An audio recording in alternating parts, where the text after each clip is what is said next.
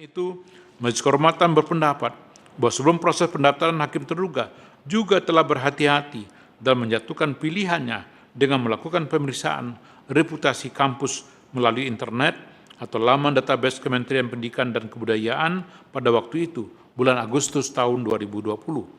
Menghubungi Kedutaan Besar Polandia di Jakarta, serta melakukan Zoom meeting dengan International Office dari Colloquium Humanum. Langkah-langkah ini dalam pandangan Majelis Kehormatan pantas dinilai sebagai hal yang patut dilakukan dan mencerminkan sikap yang tidak sembarang menjatuhkan pilihan untuk mengikuti program pendidikan pada jenjang doktoral.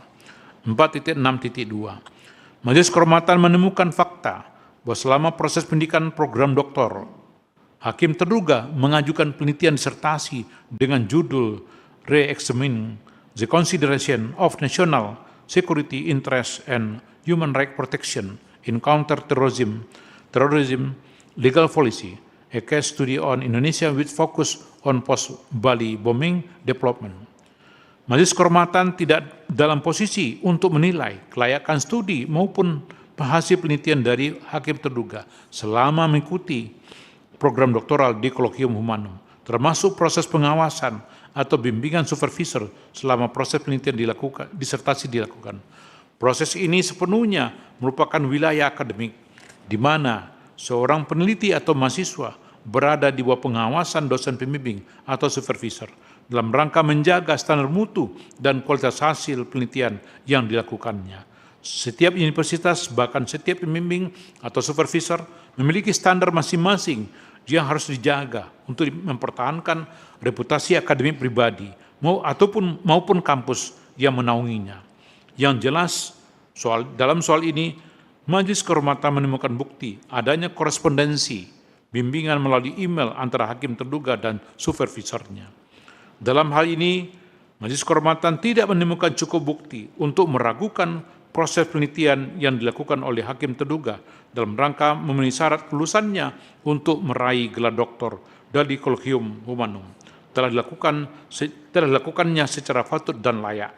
Ditambah lagi dengan adanya upaya yang dilakukan oleh hakim terduga untuk melakukan penerjemahan penelitiannya ke dalam bahasa Indonesia, kemudian diterbitkan sebagai buku dengan judul Keamanan Nasional dan Perlindungan HAM, Dialektika Kontraterorisme di Indonesia, penerbit buku Kompas tahun 2023. Hal ini menunjukkan sikap bahwa penelitiannya dilakukan dengan sungguh-sungguh serta ada keinginan untuk menyebarluaskan gagasannya kepada publik yang lebih luas, tidak hanya berupa hasil penelitian disertasi yang dituliskan dalam bahasa asing inkasu bahasa Inggris.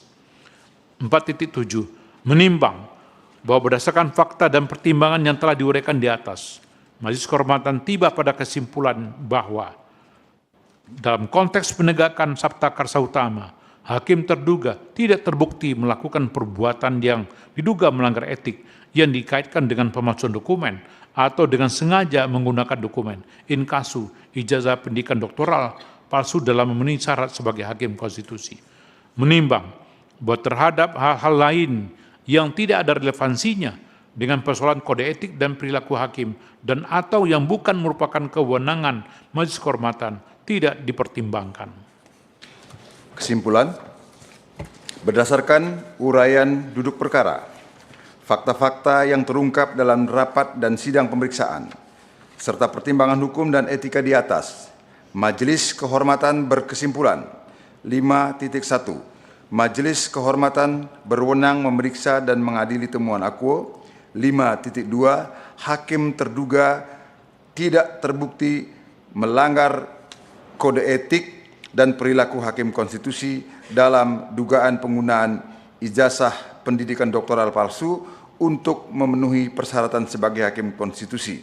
Mengingat Undang-Undang Nomor 24 Tahun 2003 tentang Mahkamah Konstitusi yang telah diubah terakhir dengan Undang-Undang Nomor 7 Tahun 2020 tentang perubahan ketiga atas Undang-Undang Nomor 24 Tahun 2003 tentang Mahkamah Konstitusi dan Peraturan Mahkamah Konstitusi Nomor 11 Tahun 2024 tentang Majelis Kehormatan Mahkamah Konstitusi menyatakan hakim terduga tidak terbukti melakukan pelanggaran terhadap kode etik dan perilaku hakim konstitusi sebagaimana tertuang dalam prinsip integritas dalam Sabta Karsa Utama.